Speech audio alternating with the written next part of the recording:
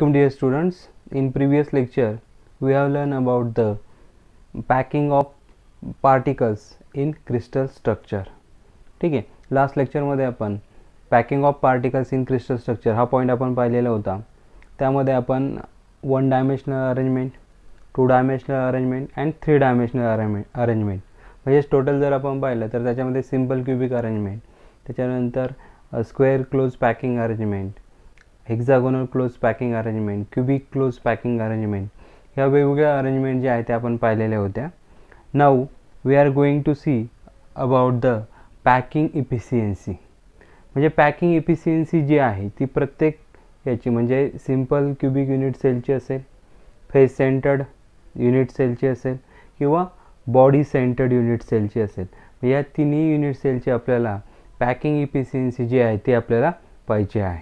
ठीक आहे, तर आता इथे first one that is what is mean by packing efficiency. Packing efficiency म्हणजे काय तर लक्षात घ्या. सपोज आपण कोणताही एक युनिट सेल जर कन्सिडर केली, सपोज इथे आहे बा, ही आहे सिम्पल क्यूबिक युनिट सेल. तर ह्या सिम्पल क्यूबिक युनिट सेलमध्ये प्रत्येक ठिकाणी जर आपण पाहिलं तर at the each corner there is one particle. प्रत्येक कॉर्नरला काय एक पार्टिकल आहे आणि हा जो पार्टिकल आहे याने काही पूर्णच्या पूर्ण जागा ऑक्युपाय केलेली आहे त्या युनिट सेलची, असं आहे का तर नाही.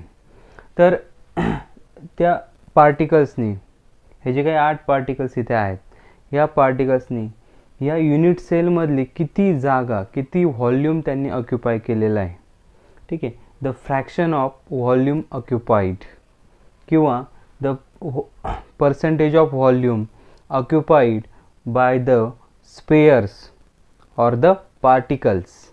ठीक आहे, म्हणजे इथे ह्या स्पेअर्सने किंवा पार्टिकल्सने किती व्हॉल्यूम ऑक्युपाय केलेलं आहे हे जे असणार आहे पर्सेंटेजमध्ये असेल, ठीक आहे, किंवा फ्रॅक्शनमध्ये असेल तर त्याला आपण काय म्हणतो तर पॅकिंग इफिशियन्सी. ठीक आहे, त्याचा सिम्पल फॉर्म्युला आहे बा, आपण सांगू शकतो काय volume occupied by the particle और sphere divided by total volume of unit cell into 100. ठीक आहे, इंटू 100 म्हणजे this is the formula to calculate the packing efficiency of unit cell. In that first one, packing efficiency of metal crystal in simple cubic lattice. आता याच्यामध्ये simple cubic लॅटाईसची जी packing efficiency आहे ते आपल्याला इथे find out करायची आहे. ठीक आहे, तर इथे आपण स्टेप वाईज जाऊया. पहिल्या स्टेपमध्ये पहा की इथे आपण जर स्ट्रक्चर हे याचं पाहिलं तर इथे आपल्याला हे सिम्पल क्यूबिक लॅटाईसचं स्ट्रक्चर दिसतं आहे पहा. तर सिम्पल क्यूबिक लॅटाईसचं स्ट्रक्चर कशा प्रकारे हे पहा, प्रत्येक कॉर्नरला इथे पहा, प्रत्येक कॉर्नरला काय एक स्पेअर आहे. या प्रकारे सिम्पल क्यूबिक लॅटाईसचं स्ट्रक्चर असणार आहे. प्रत्येक कॉर्नरला काय एक स्पेअर आहे. मग आता इथे जर आपण पाहिलं तर हा स्पेअर हे जे डिस्टन्स आहे, this distance is nothing but the radius of that sphere. म्हणजे हे एक आर आणि हे एक काय सेकंड, ही दुसऱ्या स्पेअरची काय रेडियस आहे. आणि हे जर आपण पाहिलं इथे तर ही आहे edge length a. This one is edge length a, ही एज लेंथ ए, ही edge length a and this one is what r plus r. म्हणजे आपण स्टेप फर्स्टमध्ये रेडियस ऑफ स्पेअर जर आपण सांगायचं झालं तर रेडियस ऑफ स्पेअर म्हणजे असंही म्हणू शकतो बा r is equal to a divided by 2. म्हणजे हे इक्वेशन आपल्याला ह्या डायग्रॅमवरून मिळतं आहे. ठीक आहे, त्याच्यानंतर पहा स्टेप सेकंड. मग स्टेप सेकंडमध्ये जर तुम्ही पाहिलं तर व्हॉल्यूम ऑफ स्पेअर म्हणजे आपण अगोदर इथे काय केलं, रेडियस जी आहे ती आपण जे काही साईड आहे ती रेडियसच्या फॉर्ममध्ये लिहिलेली आहे. Side of the or side or edge length of the unit cell is written in the form of radius. Then in step second, volume of sphere. हे स्पेअर जे आहेत या युनिट सेलमध्ये जे काही स्पेअर्स आहेत त्यांचा व्हॉल्यूम जो आहे तो आपल्याला इथे डिटरमाइन करायचा आहे. आता व्हॉल्यूम, स्पेअरचा व्हॉल्यूम म्हणजे स्पेअर आपल्याला माहिती आहे, स्पेअरचा व्हॉल्यूम फॉर्म्युला आपल्याला माहिती आहे पहा काय 4/3 पाय आर क्यूब. ठीक आहे. This is the formula to calculate the volume of sphere. मग आपण इथे जस्ट काय करायचं आहे पहा, ही जी इथे जी आर आहे, आरच्या जागेवर आपल्याला वर जे इक्वेशन मिळालेलं आहे ते आपण लिहायचं आहे. म्हणजे आर क्यूब ऐवजी आपण काय लिहायचं इथे, ए क्यूब डिवायडेड बाय 2 म्हणजे 2चा क्यूब. म्हणजे आपल्याला इथे काय मिळालं पहा, 4/3 पाय ए क्यूब डिवायडेड बाय 8. ठीक आहे. आणि मग हे सिम्प्लिफाय केलं की आपल्याला काय मिळतं आहे, पाय ए क्यूब डिवायडेड बाय 6. म्हणजे this is the volume of sphere. हे आपल्याला इथे मिळते. ठीक आहे. This is the volume of sphere. Then next one is what, third step, total volume of particle per unit cell. मग आता आपल्याला माहिती आहे की हे आपण सिम्पल क्युबिक युनिट सेलच्या बाबतीत बोलतो आहे. आणि सिम्पल क्युबिक युनिट सेलमध्ये जे number of particles per unit cell आहेत ते किती आहेत, तर that is nothing but the 1. ठीक आहे. म्हणजे number of particles per unit cell, कारण प्रत्येक कॉर्नरला काय असतो, एक पार्टिकल असतो. And each particle is divided into 8 unit cell. म्हणजे शेजारच्या 8 युनिट सेलमध्ये तो इक्वली डिवाइड झालेला असतो. म्हणजे एका पार्टिकलचा फक्त 1/8 किती 1/8 पार्ट फक्त काय असतो, हा युनिट सेलच्या आतमध्ये असतो. आणि ह्या युनिट सेलच्या आतमधला पार्ट 1/8 पार्ट. आणि असे टोटल जर आपण पार्टिकल्स पाहिले तर किती असतात, 8 पार्टिकल्स असतात. 1/8 into 8 that is equal to 1.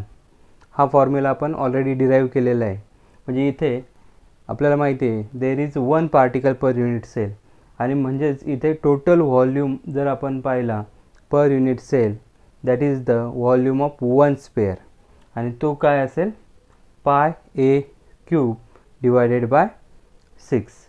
This is the total volume of particle per unit cell. Then in fourth step, packing efficiency. आता आपण ऑलरेडी फॉर्म्युला पाहिलेला. Packing efficiency means what, volume occupied by the particle divided by total volume of unit cell into 100. ठीक आहे, into 100. This is the formula of packing efficiency. मग ह्या ज्या values आहेत हे आपल्याला इथे पुट करायचे आहेत. We know the volume occupied by the sphere is equal to what, pi a cube divided by 6. and what is the total volume of unit cell. total volume जर आपण पाहिलं म्हणजे युनिट सेल म्हणजे ही काय cubic unit sale आहे. आणि क्यूबचा volume म्हणजेच काय असतं, साईड क्यूब म्हणजे इथे ए क्यूब. ठीक आहे. आणि मग ह्या व्हॅल्यू जर आपण इथे पुट केल्या, सिम्प्लिफाय केले तर आपल्याला काय मिळतं पहा, 100 इंटू 3.142. आता हे 3.142 काय आहे, this is the value of पाय. ठीक आहे. पायची व्हॅल्यू आहे 3.142 आणि डिवायडेड बाय 6. आणि हे जर आपण सिम्प्लिफाय केलं तर आपल्याला काय मिळते व्हॅल्यू पहा, you will get the value 52.36. ठीक आहे. म्हणजे 52.36 that is the volume, percentage volume occupied by the sphere in case of simple cubic unit cell. ठीक आहे. सिम्पल क्युबिक युनिट सेलमध्ये 52.36 एवढा व्हॉल्यूम, एवढे पर्सेंटेज ऑफ व्हॉल्यूम काय केलेलं आहे, ऑक्युपाय केलेलं आहे बाय द स्पेअर. आणि तेच जर आपण एम्प्टी स्पेस, आता ह्या व्हॅल्यूज तुम्ही लक्षात ठेवायच्या आहेत, 52.36. Then if you consider the empty space और void volume, it is also called what, void volume.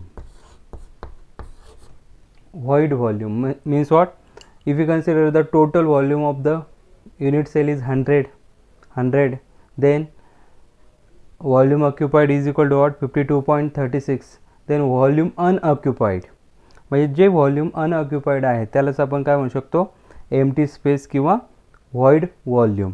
मग ते काय करायचं, 100 मायनस 52.36 केलं की आपल्याला काय मिळतं आहे, 47.64%. ठीक आहे, 47.64%.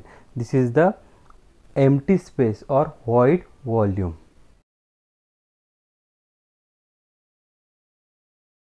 The next point is packing efficiency of metal crystal in body centered cubic lattice. हे झालंच आपण BCC असं म्हणतो. In short, it is called as a BCC. In this structure if you consider the structure here, आता ह्या स्ट्रक्चरमध्ये जर तुम्ही पाहिलं पहा, हे जे पार्टिकल्स आहेत इथे मी फक्त 3च पार्टिकल दाखवलेले आहेत. This is the particle at one corner and this is the particle which is at the corner and which is diagonally opposite with this particle, and this is the particle which is at the center of the body. ठीक आहे. तर म्हणजे हे structure आहे BCCचं, म्हणजे body centred cubic लॅटाईसचं. ठीक आहे. त्यानंतर पहा, म्हणजे याच्यामध्ये स्टेप 1 द रेडियस.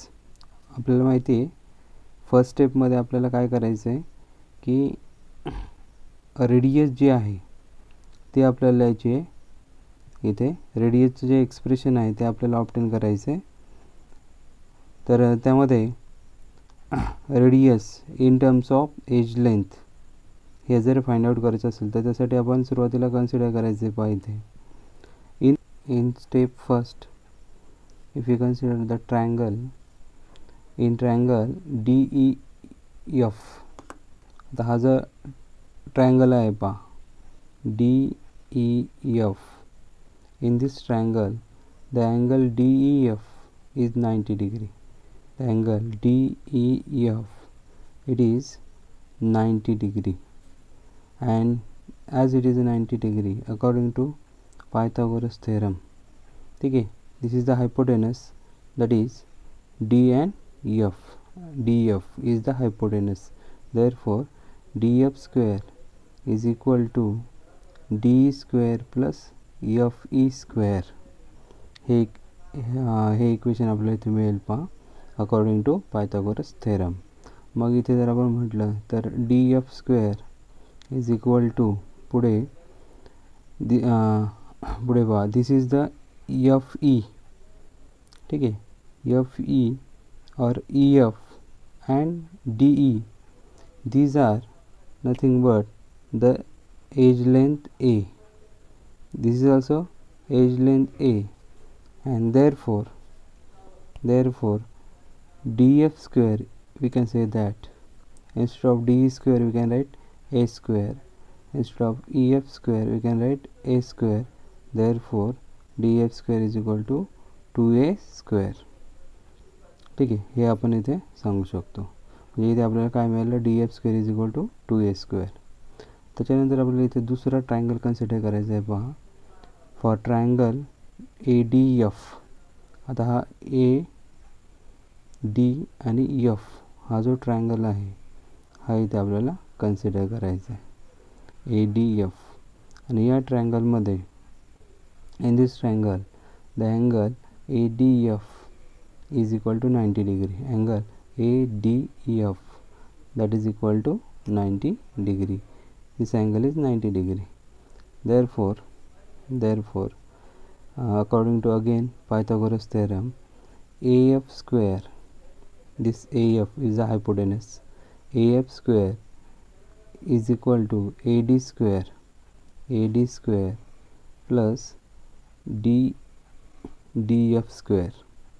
ठीक है. AD square plus DF square. आता हे AD again AD is equal to what A. AD is equal to what? A. And as we have previously obtained DF square is equal to 2A square, therefore DF square is equal to 2A square, that will be equal to 3A square. आणि मग अशा पद्धतीने आपल्याला AF square is equal to मिळतं 3A square. आणि मग AF is equal to काय मिळेल, स्क्वेअर रूट ऑफ 3A. आणि ठीक आहे, म्हणजे हे आपल्याला इक्वेशन मिळेल पहा AF is equal to square root of 3A. मग आता आपण जर ट्रायंगल जर पाहिला, डायग्रॅम जर पाहिली, तर डायग्रॅममध्ये ॲक्च्युली AF काय आहे रे, तर AF म्हणजे काय पहा, up to this is the radius R. This is the radius R, this is the total sphere, therefore this one is R, this one is also R, and this is also R. Therefore we can say that AF is nothing but the 4R, 1, 2, 3 and 4. Therefore AF is equal to 4R, and by equating these two equations you will get square root of 3A is equal to 4R, and therefore R is equal to square root of 3A divided by 4, and this is the relation between edge length A and the radius of sphere R. In step second, here we have to find the volume of the sphere, and according to the formula of volume of sphere, that is 4 by 3 pi r cube is the volume of the sphere. आता इथे पहा आपण जे काही radius in terms of edge length जो formula obtain केलेला आहे, radius in terms of edge length जो फॉर्म्युला आपण ऑप्टेन केलेला आहे स्टेप फर्स्टमध्ये, तो इथे पुट करायचा आहे. आर क्यूबच्या जागेवर तुम्ही इथे square root of 3 cube divided by 64 into a cube ही व्हॅल्यू आपण इथे पुट केली. त्यानंतर पहा जे सिम्प्लिफिकेशन केल्यानंतर आपल्याला इथे मिळतं आहे स्क्वेअर रूट ऑफ 3 पाय ए क्यूब डिवायडेड बाय 16. म्हणजे हे स्टेप सेकंडमध्ये आपल्याला व्हॉल्यूम ऑफ स्पेअर जे आहे ते इथे मिळते. त्याच्यानंतर पहा इन स्टेप थर्ड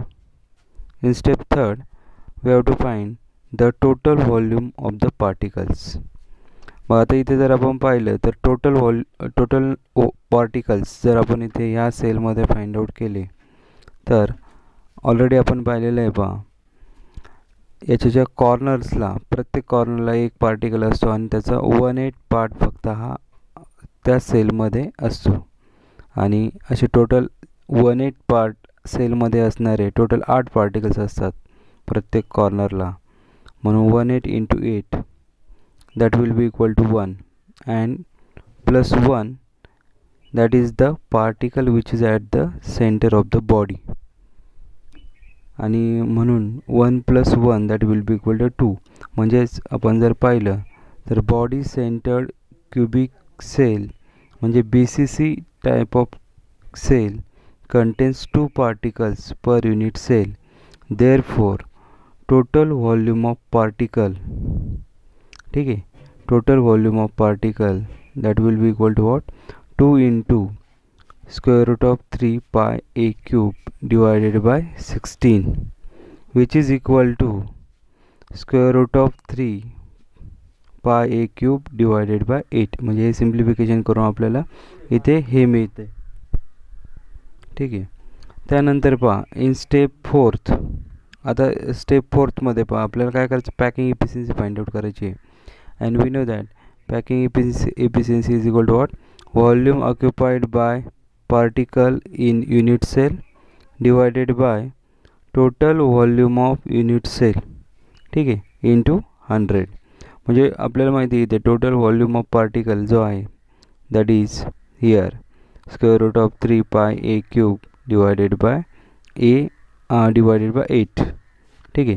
आणि total volume of unit cell आपल्याला माहिती आहे युनिट सेल ही क्युबिक आहे, म्हणजेच total volume of unit cell म्हणजेच काय, side cube that is a cube, ठीक आहे, इंटू 100. मग हे जर कॅल्क्युलेशन आपण केलं तर इथे आपल्याला हे मिळते पहा व्हॅल्यू 68%. म्हणजे 68% is the packing efficiency of the unit cell, BCC type of unit cell, ठीक आहे. आणि जर इथे व्हॉइड इफिशियन्सी किंवा एम्प्टी स्पेस जर कॅल्क्युलेट करायची असेल आपल्याला तर आपण इथे म्हणू शकतो पहा 100 - 68. म्हणजे टोटल व्हॉल्यूम जर आपण 100 कन्सिडर केला तर त्याच्यापैकी 68% त्याने काय केलेलं आहे, ऑक्युपाय केलेलं आहे. म्हणून 100 - 68 that will be equal to what, 32%. In this way we will get the packing efficiency of BCC, ठीक आहे. BCC ची पॅकिंग इफिशियन्सी किती आहे ती 68%, आणि व्हॉइड इफिशियन्सी आहे ती म्हणजे काय 32%. In this way, in today's lecture we have learned about the packing efficiency of simple cubic unit cell and body centered unit cell. In next lecture, we will see about the packing efficiency of face centered cubic unit cell. Thank you.